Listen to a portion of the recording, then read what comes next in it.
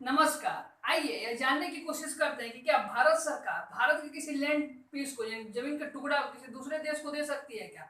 क्या इतिहास में कभी ऐसे एग्जाम्पल रहे हैं? और वर्तमान में जो तमिलनाडु के चीफ मिनिस्टर है मिस्टर M.K. स्टालिन और prime minister of India mister Modi को एक लेटर लिखे हैं कि जो कच्छातीव आइलैंड है उसको श्रीलंका से रिट्रीव किया जाए। तो इन्हीं सब रेफरेंस को लेते हुए चेक करेंगे, जानने की कोशिश करेंगे क्या भारत सरकार ऐसा वापस ले सकती है, कच्छातीव आइलैंड विवाद क्या उसको भी डिस्कशन करेंगे। और प्लस इससे रिलेटेड एक फेमस केस है जिसको बेरूबारी केस कहते हैं, उसको जानने की कोशिश करेंगे। उसके पहले आप थोड़ा सा यह जानिए कि जो 1908 जब देश जिस समय आजाद हुआ, ठीक है, उसके बाद जो विभाजन हुआ भारत और पाकिस्तान का, तो ऐसे देखिए आप, एक अगर इंडिया का रॉफ मैप बनाया जाए ऐसे, और ये ऐसे जाए, इधर आपको बांग्लादेश दिखेगा और इधर आपका पाकिस्तान दिखेगा। तो जो मिस्टर रेडक्लिफ था, श्री रेडक्लिफ, जो बाउंड्री आयोग कमीशन का हेड था, वो जो बाउंड्री ड्रॉ कर रहा था उसमें वह एक इलाका था बेरूबारी नाम से, बेरूबारी नाम से, इसको मेंशन करना भूल गया। मतलब जो मैप बना उसपे इस इलाका को मेंशन करना भूल गया। उसके बाद भारत और पाकिस्तान में एक कंटिन्यूअस जो है विवाद बना रहा कि यह जो टेरिटरी है किसको बिलोंग करेगा। तो उस समय तत्कालीन जो पाकिस्तान के प्राइम मिनिस्टर थे फिरोज नून, उनका नाम था फिरोज खान नून, और भारत के प्राइम मिनिस्टर आपको पता है पंडित नेहरू थे। इस डिस्प्यूट को दूर करने के लिए, खत्म करने के लिए 1958 में नेहरू नून एग्रीमेंट होता है।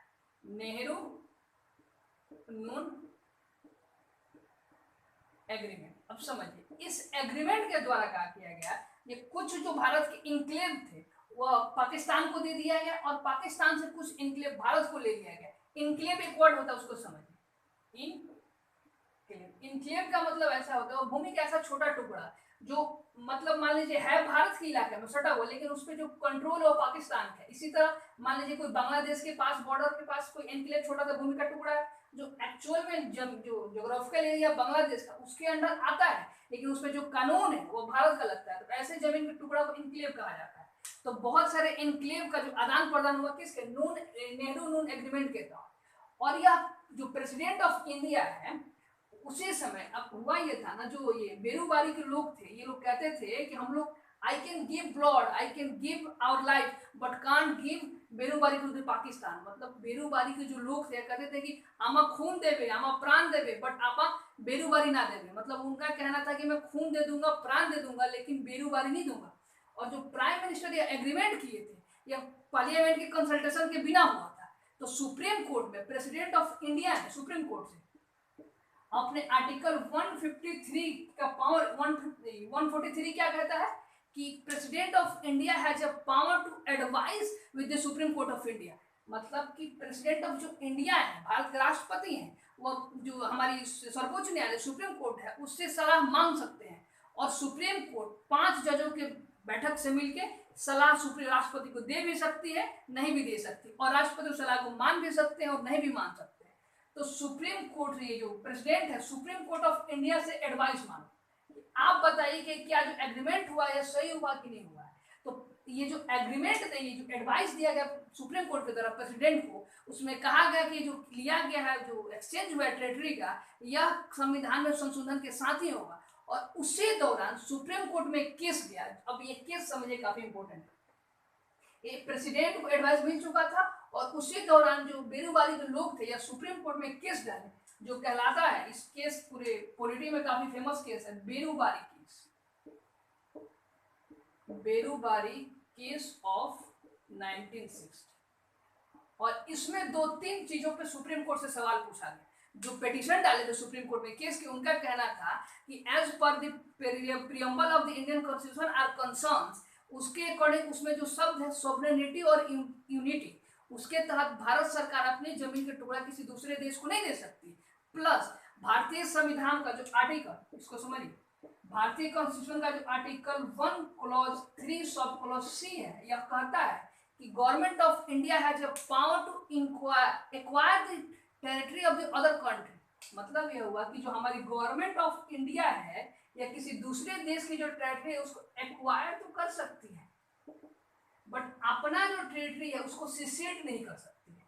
मत तो सुप्रीम कोर्ट से पूछा गया कि आप बताइए कि क्या जो सरकार करे ऐसा किया जा सकता है। तो सुप्रीम कोर्ट ने यह बेरूबारी केस में फैसला दिया कि पहली बार आप बीच में प्रियम्बल को नहीं लाओ, ये जो प्रियम्बल है इसको बीच में नहीं लाओ। क्यों? क्योंकि ये इसी फेमस केस में सुप्रीम कोर्ट ने कहा था कि preamble is not a part of constitution, मतलब संविधान का भाग प्रियम्बल नहीं है, तो हम लोग जो फैसला देंगे तो प्रियम्बल के तहत नहीं देंगे। अब बात है आर्टिकल 1 क्लॉज 3 सब क्लॉज 3 के तहत। तो सुप्रीम कोर्ट ने कहा सिंपल सा कि government has no power to cede any territory of India to the another country without constitution amendment. Meaning यह हुआ कि सुप्रीम कोर्ट सिंपल यह फैसला दिया कि भारत सरकार जमीन के किसी भी टुकड़ा को किसी दूसरे देश को नहीं दे सकती है जब तक वह एक संविधान संशोधन नहीं कर लेती। सिंपल सही होगा। तो क्या इसके बाद क्या हुआ? इसके बाद जो तत्कालीन सरकार थी नेहरू गवर्नमेंट, उनको 1960 में संविधान में जो 9th कॉन्स्टिट्यूशन अमेंडमेंट 1960 करना पड़ा और इसके द्वारा जो बेरीबारी का यूनियन था, इनक्लेव था, उसका आदान प्रदान हुआ पाकिस्तान के साथ। यह था पूरा बेरीबारी की मामला क्या था, बेरीबारी केस क्या था। इसी तरह अब आते हैं हम लोग कच्छातीव आइलैंड डिस्प्यूट पे थोड़ा सा समझिए।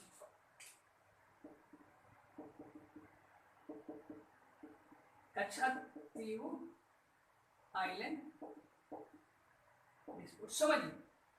भारत पाकिस्तान जो 1971 का युद्ध हुआ जिसमें बांग्लादेश का जन्म हुआ, उस दौरान जो पाकिस्तान के बम्बर जो गुजर रहे थे, ऐसे समझिए, ये जो श्रीलंका है, ये यहाँ से पाकिस्तान श्रीलंका में रुक के फ्यूल लेते थे, फिर बांग्लादेश में बम्बिंग करते थे।